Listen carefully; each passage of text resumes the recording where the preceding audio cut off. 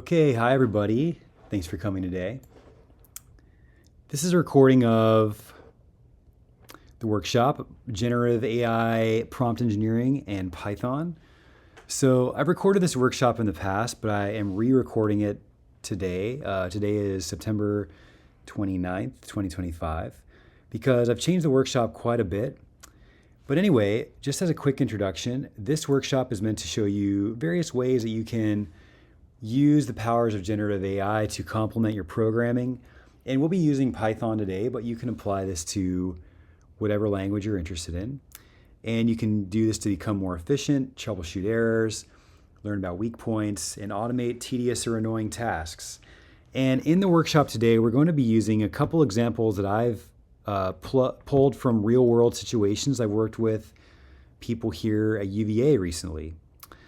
So anyway, I will be providing links to the workshop materials and the recording and all the things you need in the meeting or in the video notes in this YouTube video. So please see those below. So anyway, let's get started. A quick introduction. So my name is Eric Perper, and I am a librarian here at the Science and Engineering Library at University of Virginia. So I'll be giving you a lot of information today. I don't expect you to remember it all. So the biggest takeaway you can have is you know where to go for more questions in the future. So I'll leave my contact information at the bottom of the video notes too. But anyway, my contact info is Eric Perper or eperper@virginia.edu. So now you have it and you know how to contact me in the future if you have any questions.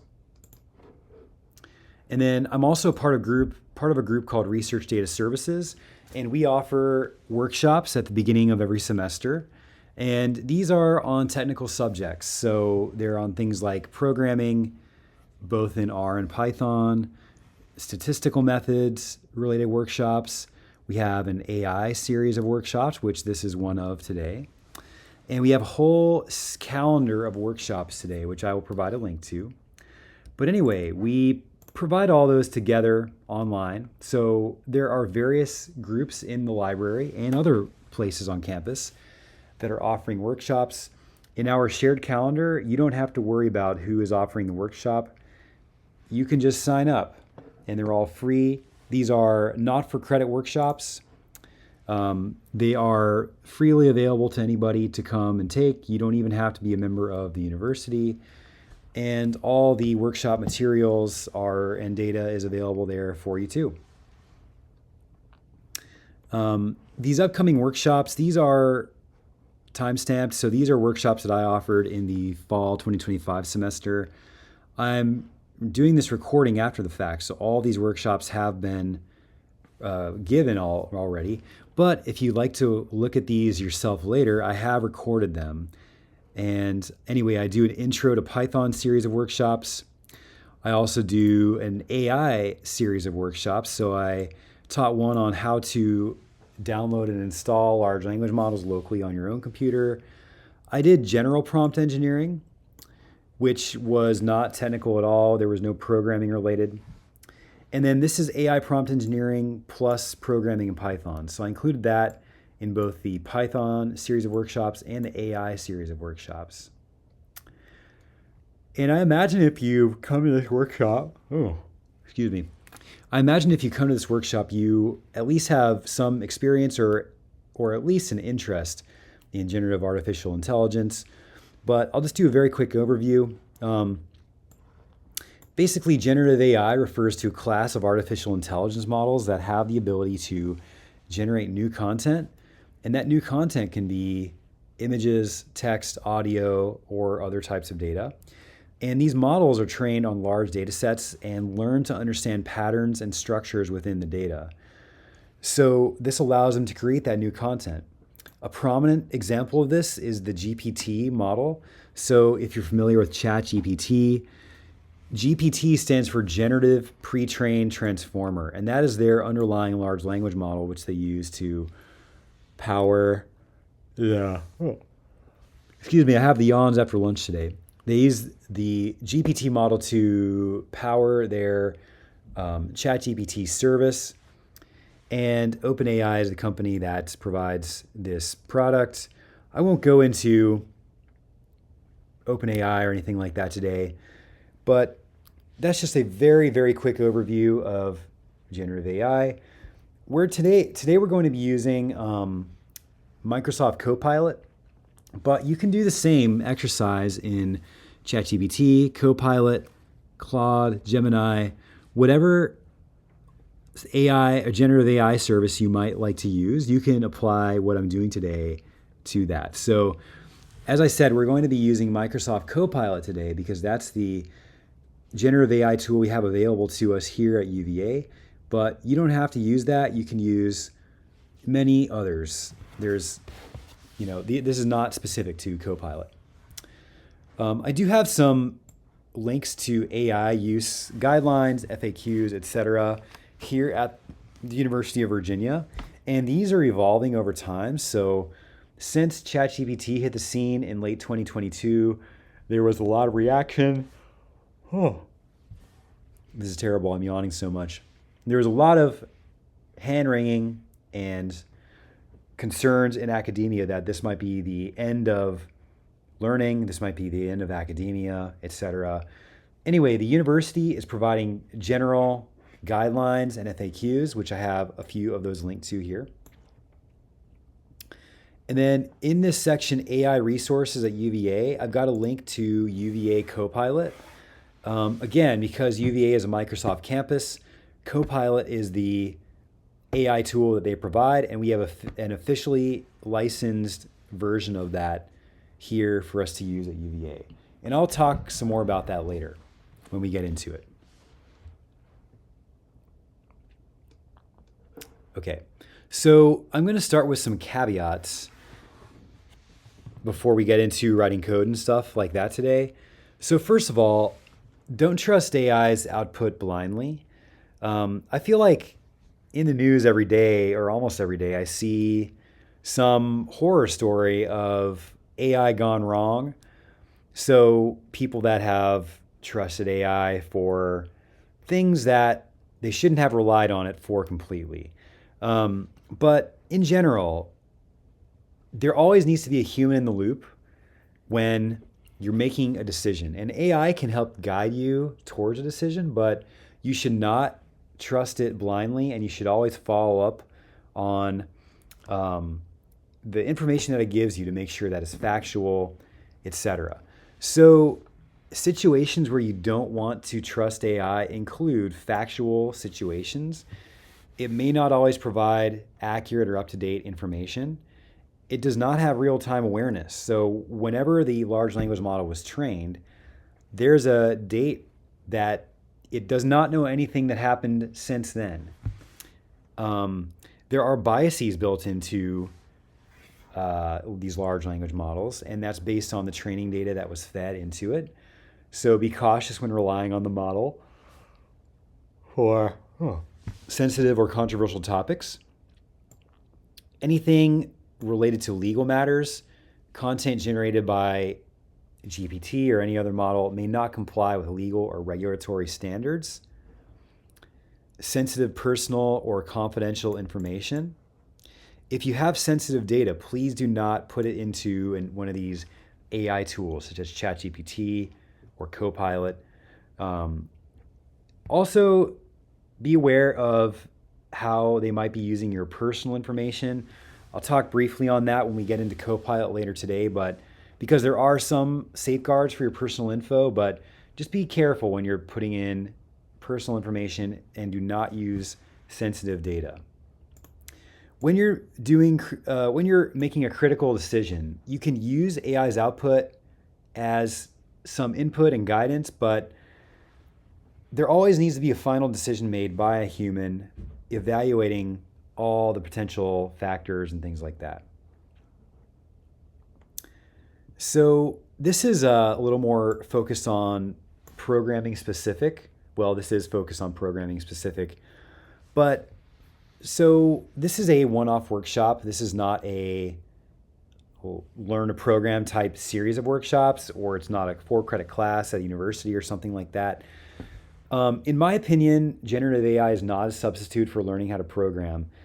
You still need to go through the process of learning to think critically, learning to think the way you need to write code and think like a programmer. Just like any tool, AI is powerful, but you have to learn how to wield that power. And I compare this to driving a car. So we understand that driving is a responsibility, and for that reason, we have protocols in place to teach people the rules of the road, basics of driving, and best practices. And even then, there's a period of time where drivers must be supervised. So I don't think we're at the point of needing to get an AI license yet, but you need to be aware that there's an onboarding process and there are pitfalls and best practices and flaws in the technology. So if you're a beginner programmer and you're learning to program for the first time in any language, whether it's Python or something else, there is a learning curve that cannot be shortcut by generative AI, whether it's ChatGPT, Copilot, or whatever. And I don't know when is the right time to introduce these tools into the programming learning process, to be honest, but I just wanted to make that point that if you're an inexperienced programmer, this is not a substitute for you learning how to write code. The last thing I'll touch on briefly before we get into the code today is the CLEAR framework. So I'm not going to reference this article, or I'm not going to dig into the article too much today, but our library dean at the UVA, Leo Lowe, he actually just started very recently, wrote an article in 2023 called The Clear Path. And this is available here at UVA. We have a subscription to the journal provider that provides access to it. But basically, he gave a framework for best practices and tools to evaluate generative AI. So when you're using a new tool or when you're evaluating the output that you get from an AI tool, these are best practices for how to go about doing that. And CLEAR is an acronym. It stands for concise, logical, explicit, adaptive, and reflective. So I'm not going to go too far into the article today, but all the prompts and things like that I'm going to use today are based on that framework. And I'll touch on those as we go through the article today. I've provided access to the full text of the article at the top of the page in with the rest of the files that we have available. So you're able to download that here. But that's the last I'll say about the text of the article. Like I said, the prompts that we use today will be based on best practices outlined in that article. Okay. So now we're going to get into the code. We're going to download the code that we have available to us here. So to do that, in the GitHub repository, at the top of the page, you'll see this green code button. And if you click on that, in the drop-down menu, you can download zip. So there are other ways to download these files from GitHub. You can use Git or any other version control you might want to use. But if you're unfamiliar with the process, the easiest way is to click on the green code button and download zip. This will go to my downloads folder. I'm going to minimize the screen for a minute, and I'm going to go to Finder and then Downloads. I like to move temporary files like this onto my desktop. I just find it easier to find them, easier to use.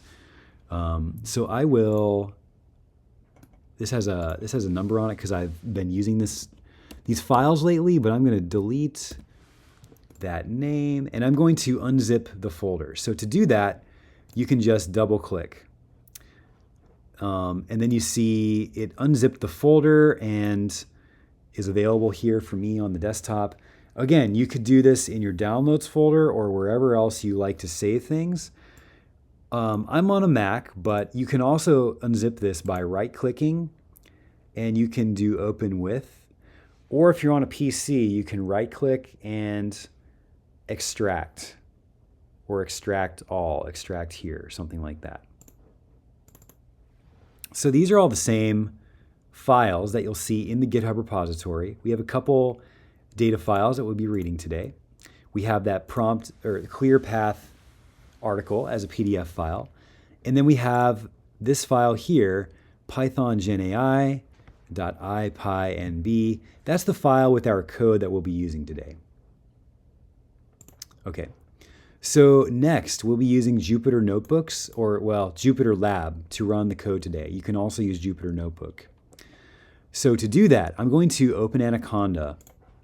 If you have Jupyter Lab or Jupyter Notebooks installed some other way, open those directly. But like I said, I'm going to use Anaconda today because this is the easiest way I know to set up the Jupyter environment. So I'll wait for a second here and wait for this to load. Sometimes it takes a minute. Okay, so if you're unfamiliar with Anaconda, I will put a link to download this in the in the video notes. But this is basically a collection of softwares that are focused on programming, data analysis. Now there's some AI tools in here like Anaconda AI Navigator. I don't use all these, but they're all available to you there. Anyway, today we're going to use either Jupyter Lab or Jupyter Notebook. I'm going to use Jupyter Lab, so I will launch Jupyter Lab, and this will open in a browser tab in my web browser. And again, this might take a minute for it to load. Jupyter Notebooks is an older version of the same software. It'll run as a standalone program, just in a new window. But Jupyter Lab is browser-based, or web-based, I should say, so it runs in your web browser. And when it opens, I will close that. You'll probably have something that looks like this. Anyway, we want to navigate to the files that we downloaded. So here in the top left of the page, you can see the file browser icon. Open that, and then you can see here I'm at my root directory. I don't know exactly where yours will open up to, but I'm going to navigate to my desktop, and then the name of this folder is Python GenAI main. So I will open that. And then the name of the file we're opening today is Python GenAI.ipynb.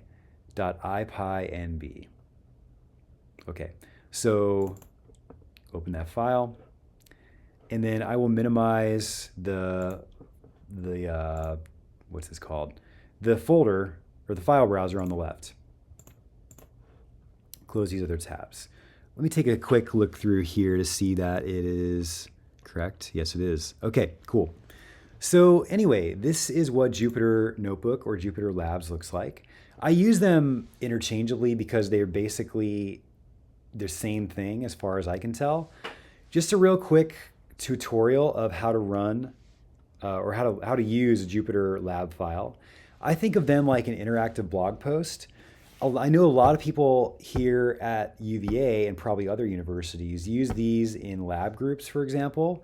So if you are a grad student in a lab group, just as an example, you might be working on some analysis on your data, and you'll present that to your lab group every week or every other week or so.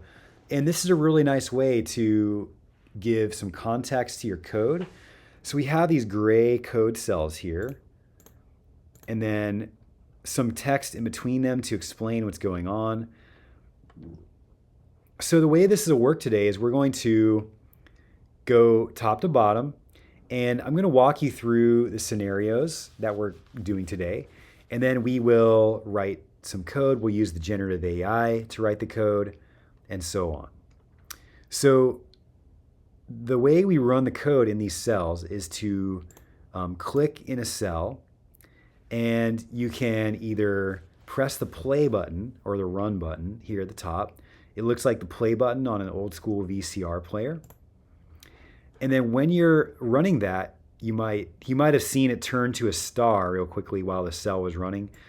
But anyway, you'll get a number in the cell, in the square next to the cell after it is done running.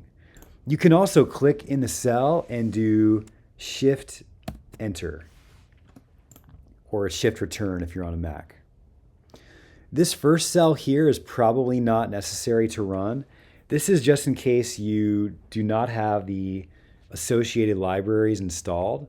If you were running Anaconda and running Jupyter through Anaconda, you almost certainly have these three libraries installed. But if someone has some other setup, it's possible that they don't.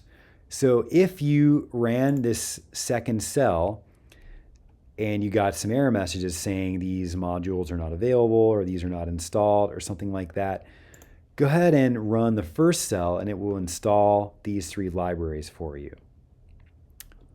Okay, so let's talk about our first scenario today. So temperature sensor data. So this is the scenario that I was working with a grad student on a couple months ago. So the student is a grad student in electrical engineering, and the lab that this person works in had done a literature review on scholarly articles written on different temperature sensor implements. And they compiled a spreadsheet with the data from these articles and then wanted to do some data visualization with the results. So the student was struggling to plot this data in a meaningful way. So let's take a look at the data real quickly. You can do this in one of two ways. You can open up the file browser icon in Jupyter Lab, and you can open let's see if this works here. It might not. Okay, this does not work in Jupyter Lab. That's fine. So let's do it this way. I'm going to close Anaconda, or you can minimize it either way. And I will go back to the files that I downloaded, which are here on my desktop. And I'll open those, and the file that we want to open is temperature sensors data.xlsx. So this is a Microsoft Excel spreadsheet, and I'll give you a quick walkthrough of what the data looks like. And you do not need to be an electrical engineer to use this data. You don't even really need to understand it all that well. It's just an example. And I like this example because the output of this data is a plot or a chart. A lot of times the output of the analyses you're doing on your data is more data, or the data will look different or something like that. But in this case, the output is a plot. So I think it's nice for this teaching example because you can see what the output of our code and our data will be. So in this spreadsheet here, we have 25 rows on the y-axis, and then maybe 10 or 12 columns on the x-axis. So like I said, this lab group did a literature review. So they looked through Google Scholar and other places for scholarly academic articles published on temperature sensors. And I don't really know what the purpose of that was, but anyway, they gathered 25 articles that met their criteria, and I've taken away or deleted identifying information here. So there was a column with a couple columns with more information about those articles, with the title of the article and the authors and things like that. We are left today with just the paper number, and that's because the student asked me to remove identifying information because this was their own proprietary data. So anyway, we have just a paper number, like this was the first paper they found, second paper they found, and so on. And then they have all these columns which show you different measurements for these devices. And I don't really know what all this stuff is, like conversion time in milliseconds, the temperature resolution, supply voltage. I'm not an electrical engineer, like I said. I don't know much about electricity. You don't need to be either, but this is the data set that we're going to use to plot today. And again, I like it because it's pretty small, so we can get our arms around it. And it plots well. Like we're going to plot different variables and their conversion time and stuff like that. So I'll go back and forth to the data a little bit as we go. The last thing we're going to do is open up our Generative AI tool. So I will provide a link to UVA Copilot, but I will navigate to it here on my own really quickly. Okay, so when you land on this page, this is a UVA ITS page, Information Technology Services. They have a page for all the officially available generative AI tools here at UVA. So when you land on this page, scroll down to Copilot Chat, and you can click on Copilot Chat Login. So make sure you log in with your UVA credentials, your UVA email account. You can see over here, it's annoying. Usually it shows me that I have logged in with my UVA email address. But anyway, you'll see that there's this green shield available here, and there is enterprise data protection available for this instance of Copilot. So UVA has signed an agreement with Microsoft to protect personal information if you're using UVA Copilot, that is. Otherwise, this chatbot tool is just like any of the others, ChatGPT, Claude, Gemini, or whatever. So we'll be talking about how to construct our plot or our prompts today as we go through the exercise. Close that tab.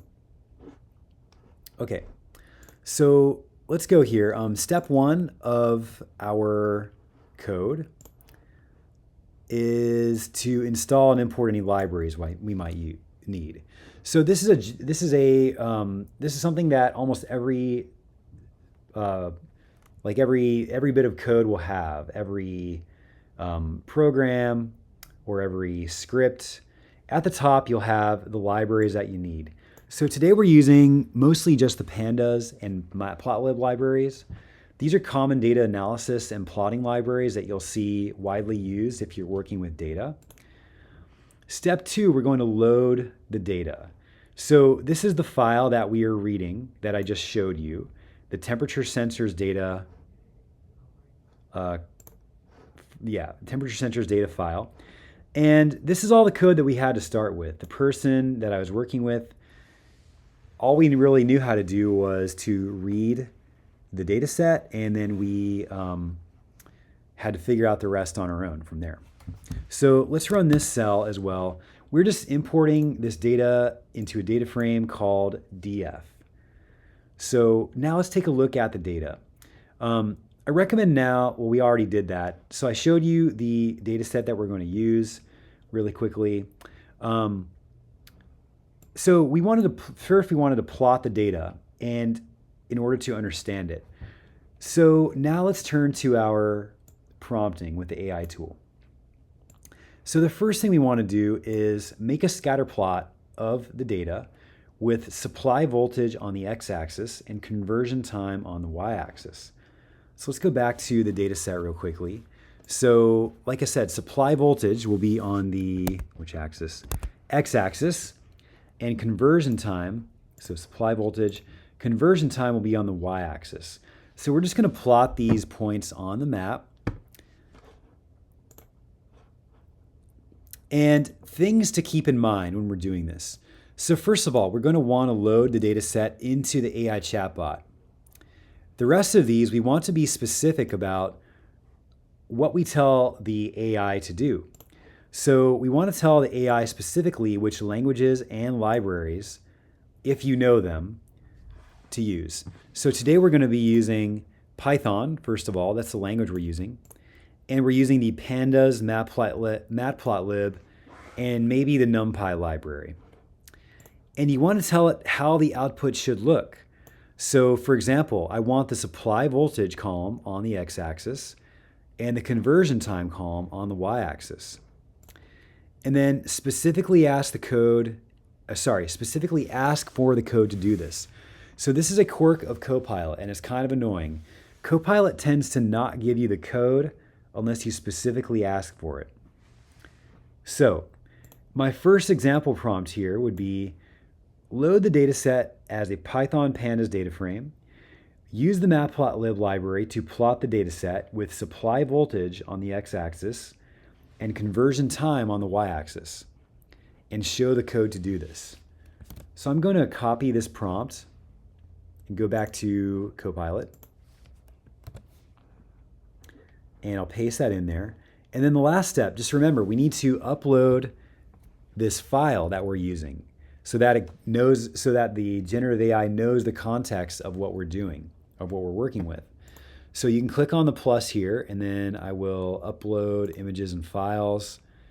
And this is on my desktop. So if I go into Python, GenAI main, this is called temperature sensors data. Upload that. So there's a limit to how big of a file you can upload into ChatGPT or Copilot or whatever. Usually it's 1 gigabyte, or at least it has been in the past. Maybe that has changed, I'm not sure. Another reason I like this as a teaching example is because this is a relatively small data set, so we can upload it without problems into the GenAI. Okay, so we've got our data uploaded. We've got our prompt. So let's run this here and let's see what the output looks like. And this might take a minute. We can let it go.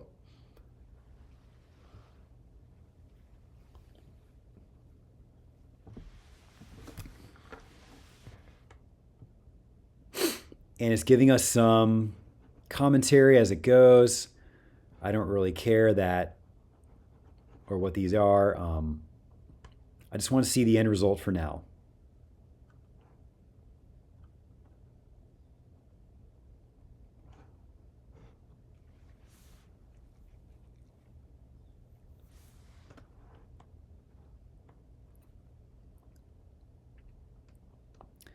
Okay, so it's saying here's the plot to show conversion time and supply voltage. So that is mostly what we wanted, but I wanted the code. This is actually a good example. I think I told it, show the code to do this. I specifically asked it to do that. It still did not do this. So I'm going to copy this. And it did give me the plot here, which is probably what I want, but we'll come back to that.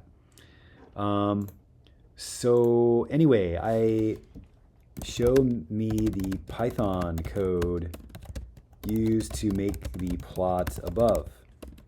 So even when you tell it specifically what to do, sometimes it won't do it and you have to force it to do that.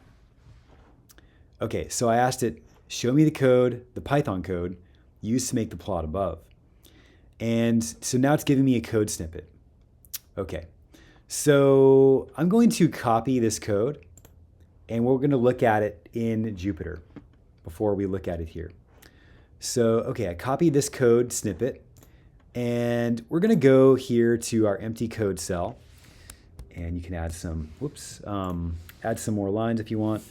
But let's copy and paste that into our cell here. And first of all, let's run it. I'm going to change this slightly because I don't want it to save the output as anything. So let's just run. And then the last thing we need to do is, we've already loaded the data. So I'm just going to eliminate where it's creating the data frame and all that.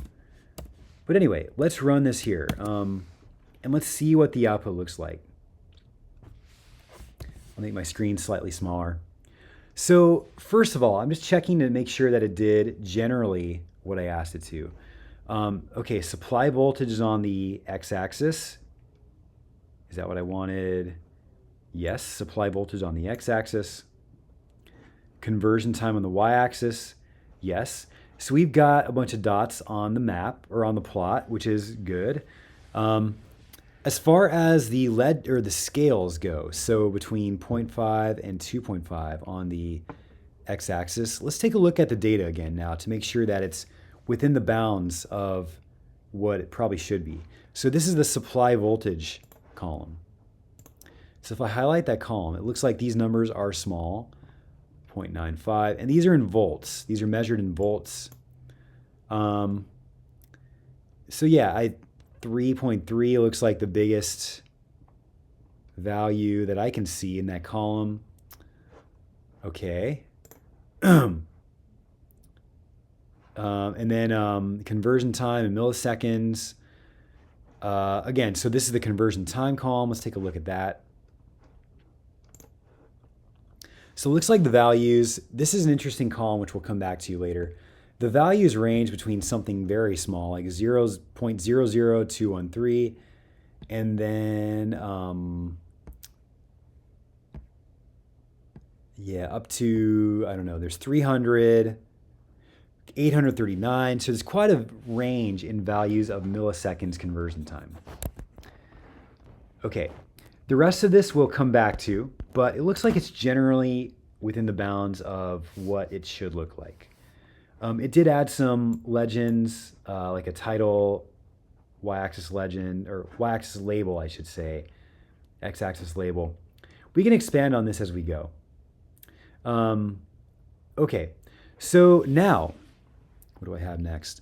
Before we move on, right, at the beginning of this, I said don't accept the code blindly and think about these things before moving to the next step. So first, does the code run? Were there errors? If you did get errors, it's unknown to me why you got them. But first of all, your code should run. Does the output look correct? So you may not know exactly what the output should look like, but you see that we checked at least the range of values on the y and the x and the y axis. So it at least looks like it's plausible that the dots are in the right places. Do I understand the code? You don't necessarily need to understand every little thing, but you at least should understand it in chunks to begin with.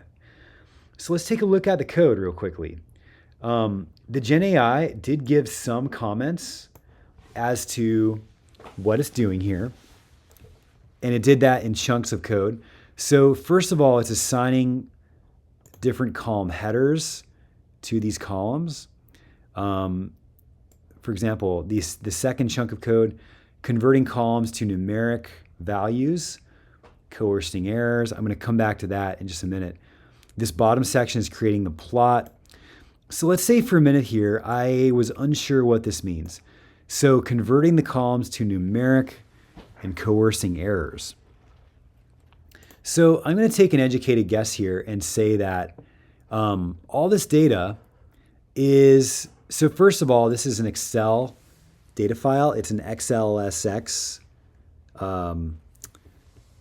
file type. So I think when Pandas and Python is reading this data, it's reading all these as non-textual data, or strings basically. So one of the first things that our code did was converting these data, or all this data, to a numeric data type. And it did this with the function pandas to numeric, and then the name of the column that it's converting. And then errors, coerce. So what does that mean? Let's go back to the data here. So I plotted the conversion time column. So you'll see in here, there's some missing values. There's one there, there's one there. It's possible some of these other values are invalid in some way. But basically, when we converted all these to numeric data type, the value in this column is just a dash. Or in this cell, I should say, is just a dash.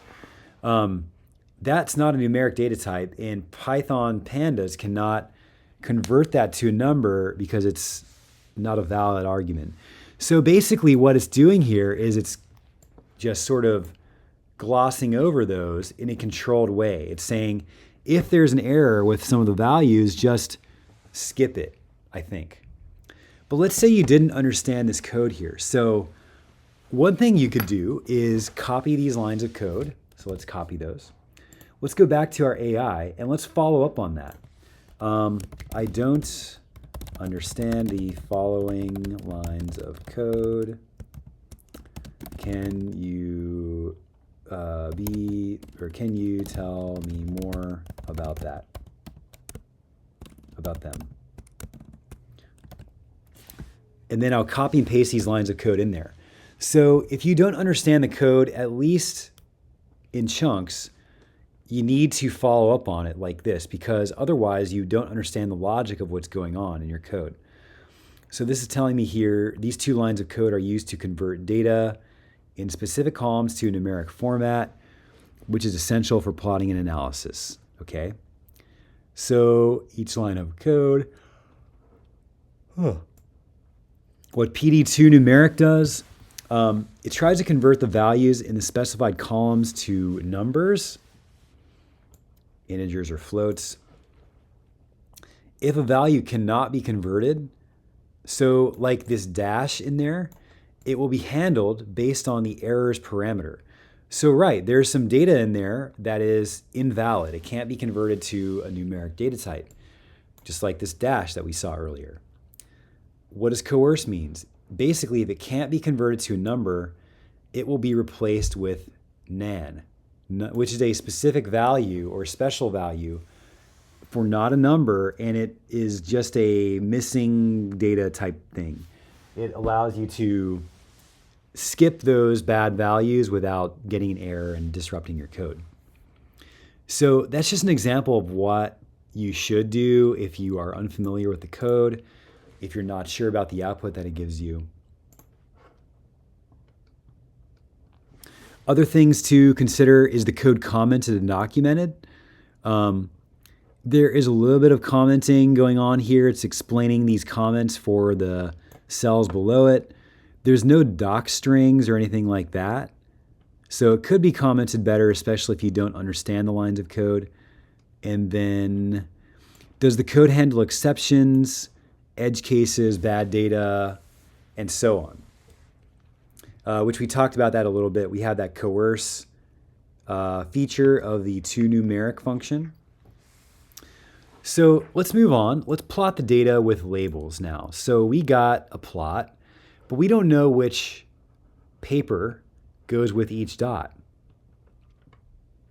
Okay, so plotting the data is easy enough, and we achieved that. So the next thing the student wanted to do was add labels to all the dots on the scatter plot. And specifically, they wanted to label each dot with a value from the paper number column.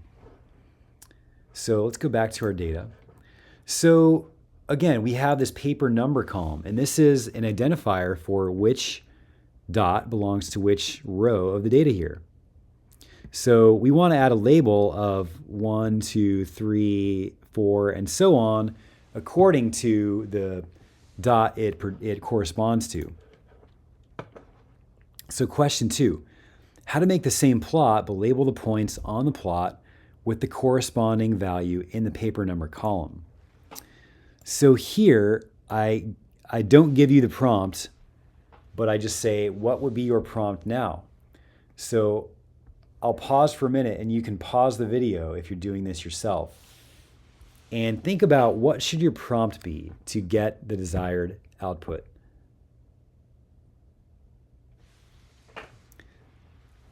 So I will do this as well. So let's go to Copilot, and let's say something like, I want to make the same plot, but I want to label each dot in the scatter plots with the corresponding value from the, what is it called? Paper number column. Paper number column. Show me the code to make this plot.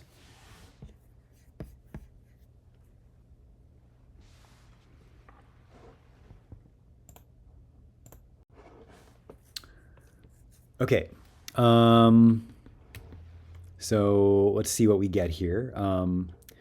Okay, so it seems that the file uploaded is expired, no longer accessible. Can you please re-upload the file? Okay, thank you. So let's do that. Upload the file again, temperature sensors data. Okay, so I will add the same prompt that I just did. Copy that.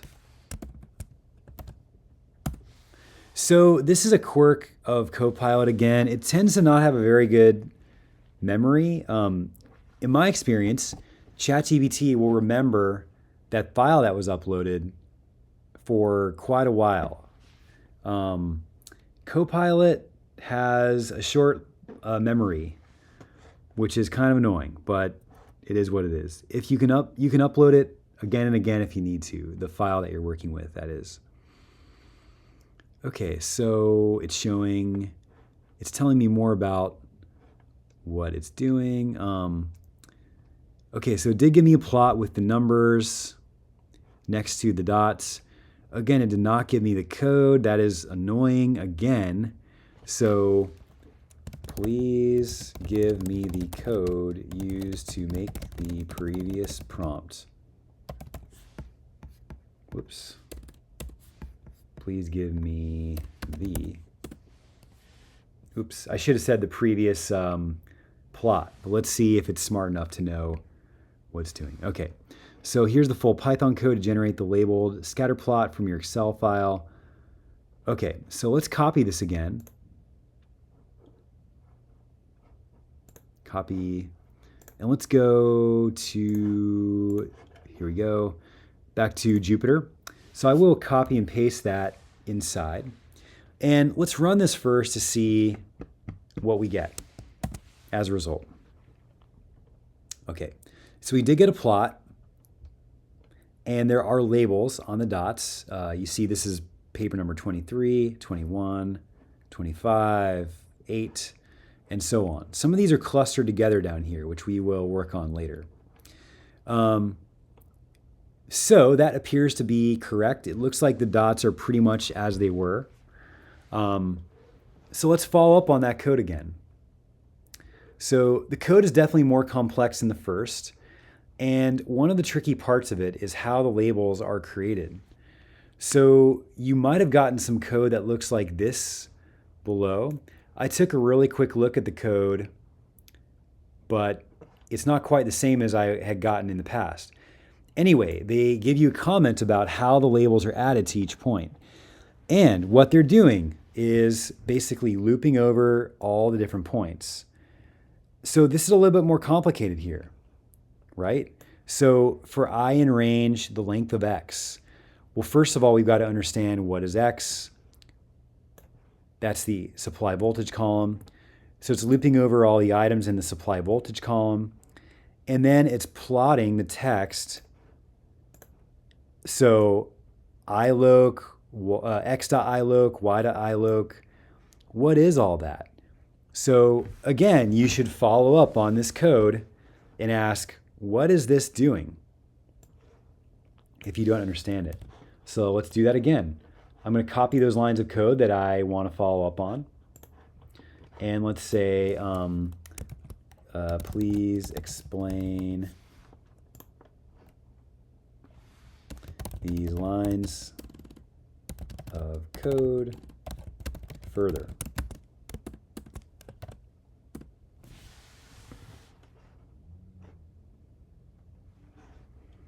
Okay, so there it goes. So for I in range, length of X, it's telling you this is a loop that gives the number of data points. This is basically the number of data points in the supply voltage column. And there are 23, I think, because there's a couple null values. Then this line here, this is adding the label to each point. And it's telling you why and where it's getting the location for all these points. So basically it's using the supply voltage value and the conversion time value and then the label value. So if you still don't understand after looking at these, please follow up on that to understand it further. This is where plotting or making these graphs, plots, and matplotlib can get really complicated because you can add tons of customization to them.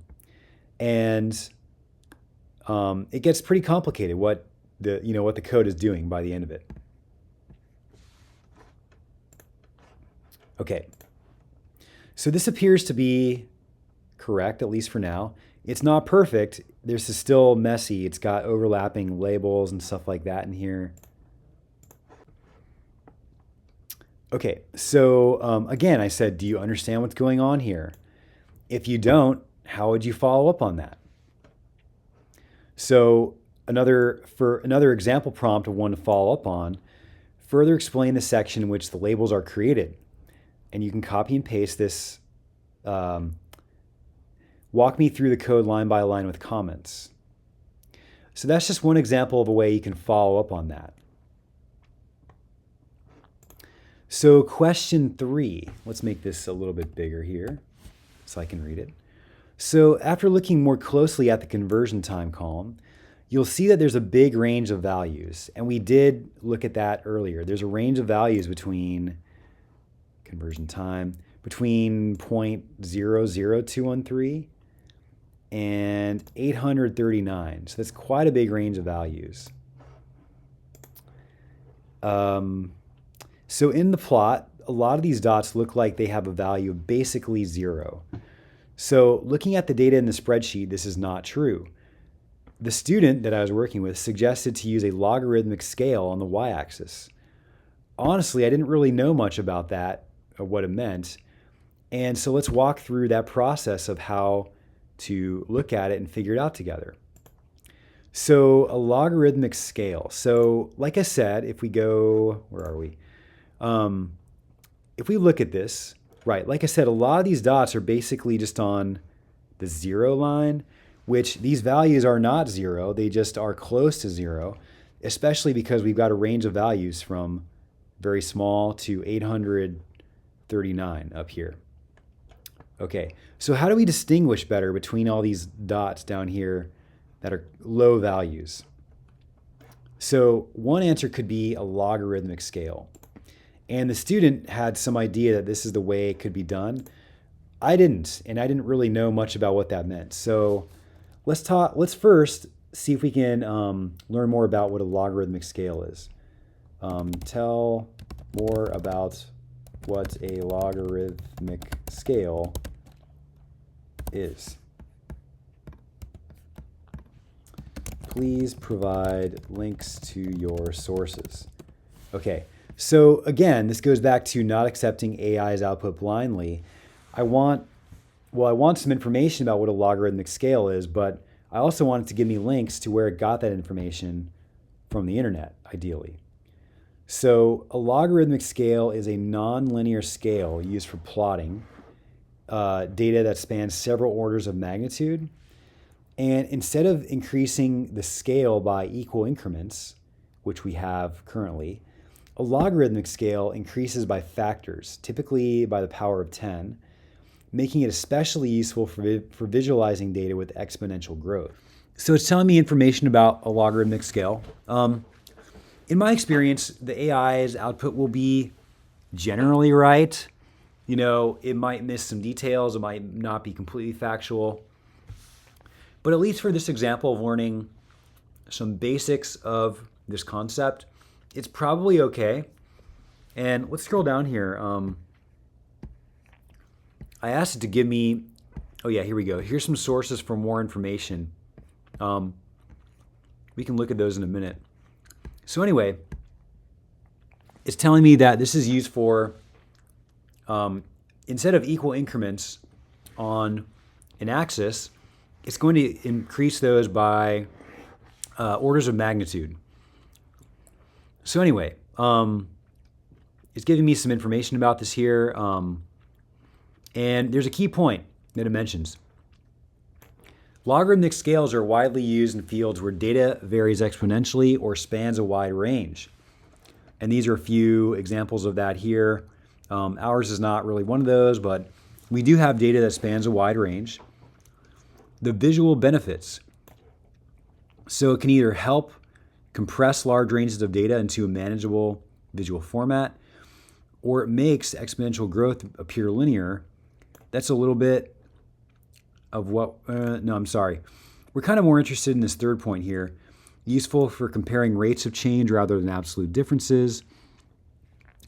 Basically, the point that we want to emphasize here is we want to distinguish better between these points that have very low conversion times in milliseconds. It's given me some sources to learn more about that. Based on my previous readings, this does seem like good enough information for now. Would I like a visual comparison between linear and logarithmic scales? Let's say yes.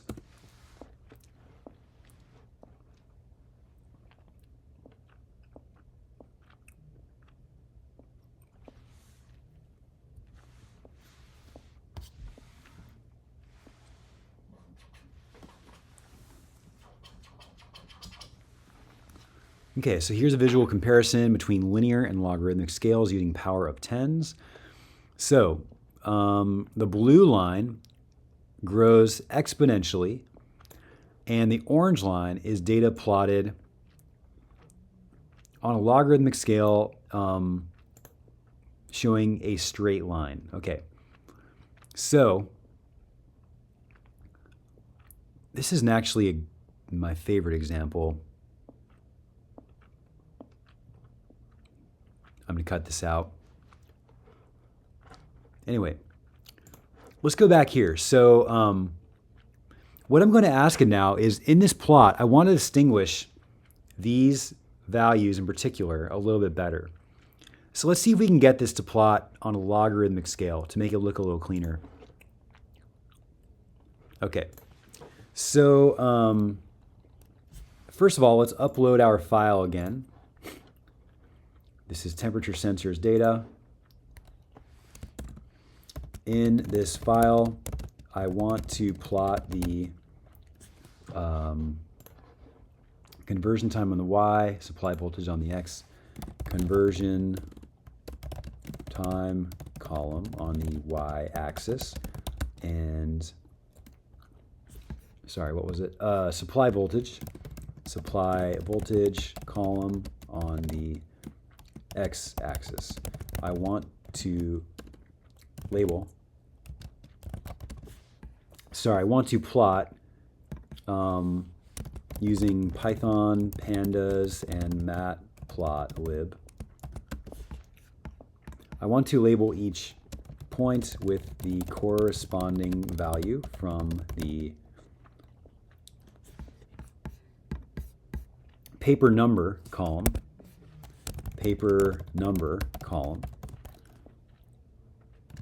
Also, I want to plot the y-axis on a logarithmic scale. Show me the Python code used to make this plot. All right, let's see what we get. Copilot's being kind of a wild card today.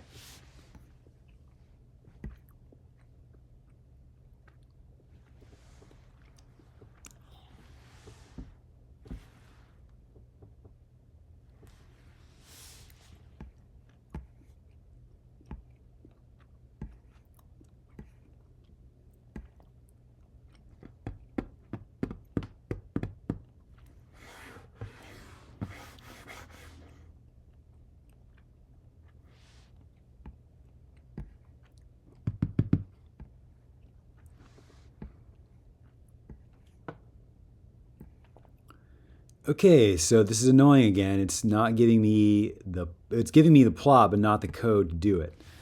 I want the code used to make. I don't know why Copilot is being so difficult today, but this is a real world example. But let's look at the output here. So basically what this has done is really broken up what the data looks like and really allowed us to distinguish between all the points. So let's see if we can get this same plot in our code, and then we'll talk about the results. Okay, so here's the full Python code to make these plots. Copy that.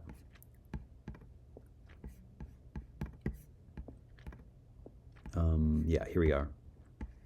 Okay. Down here to question 3. Whoops. We'll copy and paste all that in there and then run the cell. Okay. So this definitely looks better. There's a couple dots that are, kind of crowded. But what we've got going on here, so remember, in the conversion time column, we have values ranging from 0.00213 all the way up to 839. So what we've got here on the y-axis is a logarithmic scale. 10 to the negative 2. That's basically 2 zeros after the decimal, which we have some very small data like that. 10 to the third, that is data in the hundreds. You move the decimal to the right. 3 spaces, or I guess it would go up to 1,000.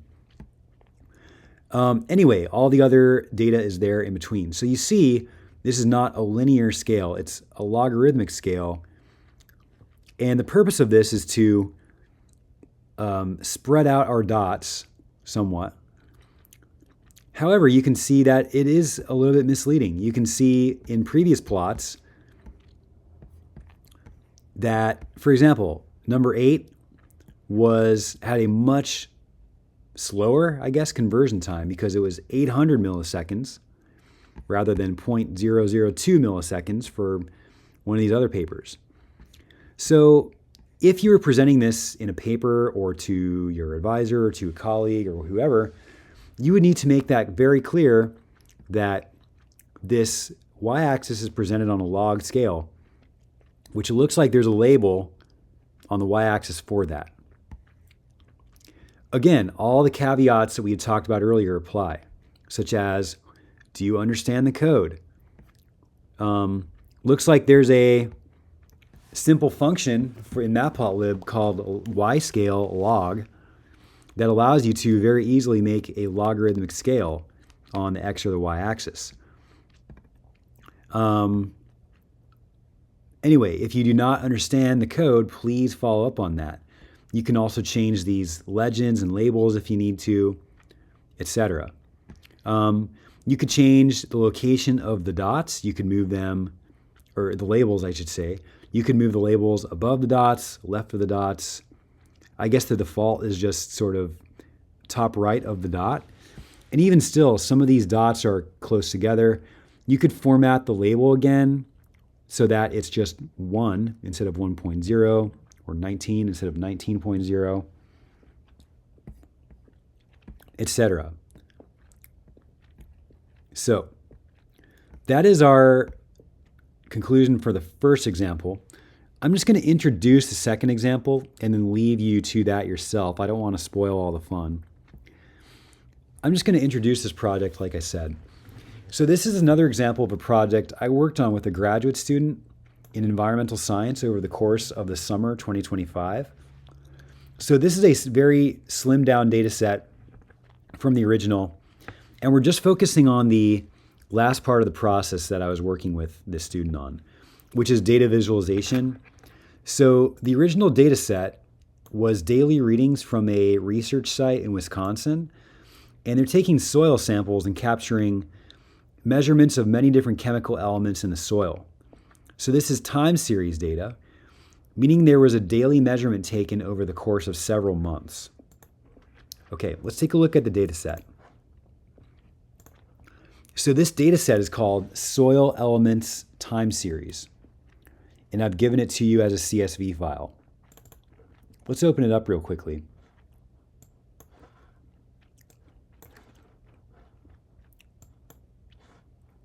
Okay. So, right, what we've got here is a daily measurement at 12 noon every day. So this is June 1st, 2019, and this runs to October 31st, 2019. So that's what? June, July, August, September, October. 5 months of data. And there's daily measurements every day at noon during that time period. And there are different elements in the soil. Carbon dioxide, nitrogen, phosphorus, and so on. And then there's missing data sometimes. So I've given you the data. This is a pretty similar exercise to what we did in the previous example, scenario 1. I want you to walk through all these steps and think about, how do I write a prompt to get this data? How do I follow up on that prompt if I don't understand it? Did it give me what I asked for? Is the data correct? Are the scales correct? Etc. So I've left open-ended text boxes here, or cell boxes, for you to use. Okay. So in conclusion, thank you very much for attending today. At the very bottom of the GitHub page, I've given a couple other self-help workshops. But as I said at the beginning, one of the most important takeaways is that you know who to contact for more help in the future. So Lastly, my email is here, eperper@virginia.edu. I will put that in the video notes. And thank you for attending. Please reach out if you have any questions.